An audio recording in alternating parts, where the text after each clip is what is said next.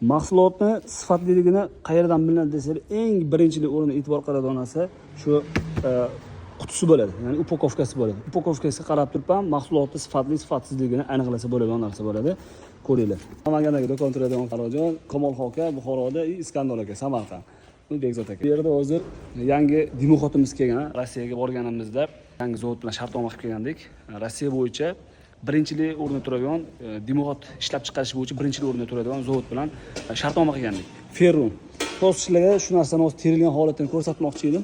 Qiziqarli voqealar bo'layotgan, shularni ham bir qator video bor. Nima gap Iskandar aka? Zo'rmi voqea? Zo'rlarga gap yo'q. Birinchi o'rinda ichidagi oldin 05ligida hozir 08lik. 08 a? Yana ham baquvvatlashgan, yana uzoq xizmat qilishga sabab bo'ldi. Shunaqa. Akalar, dimoxot haqiqatan biz hozir safardaligimizda bu kelib tushganda, safardan kelib bugun hammasini hozir ochib, korobkalardan ochib hozir ko'rayotgandik. 120, 150, 200, 250 dimoxotlarimiz bor. Komplektida hamma narsalari kelgan. Misol komplekt qila olaman degan odamlarga, masalan, misol traniyni sendvichligi bor, bu yoqda sendvichsizi bor. Mana sendvichsizi bor. Bu sendvichsiz xonaning ichiga o'rnatiladi. Sendvichlikni mana bularni tashqariga o'rnatiladi. Zotan dimoxot mana katyorlarga tushadigan qilib o'zi ishlab chiqarar ekan bular. Mana ko'ryapsizlar. Juda ham moshni bo'lib chiqqan. Hamma narsa aloqa. Shu yerga tushadigan kreplenerlar ham bor. Hozir bu kreplener TV'ga qo'yilgan ekan. TV'ga qo'ytirilgan mana. Katyorlar qanchalik ketishini aytaman.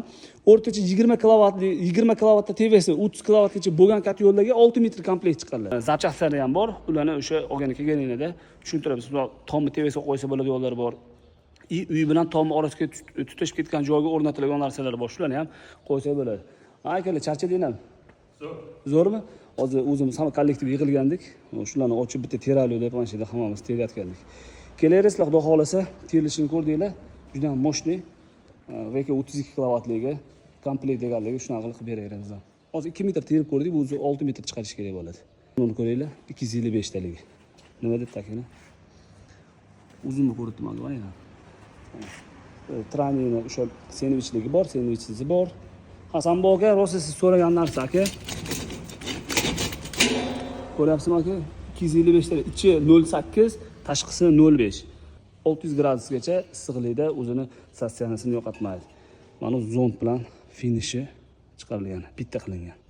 Shunaqa gaplar, kimda qanaqa savollar bo'lsa kommentariyaga qoldirasizlar. Narxini yana ham bilishlik uchun plus belgisini qoldiringlar, men sizlarga price listlarni direktdan tashib berishim mumkin.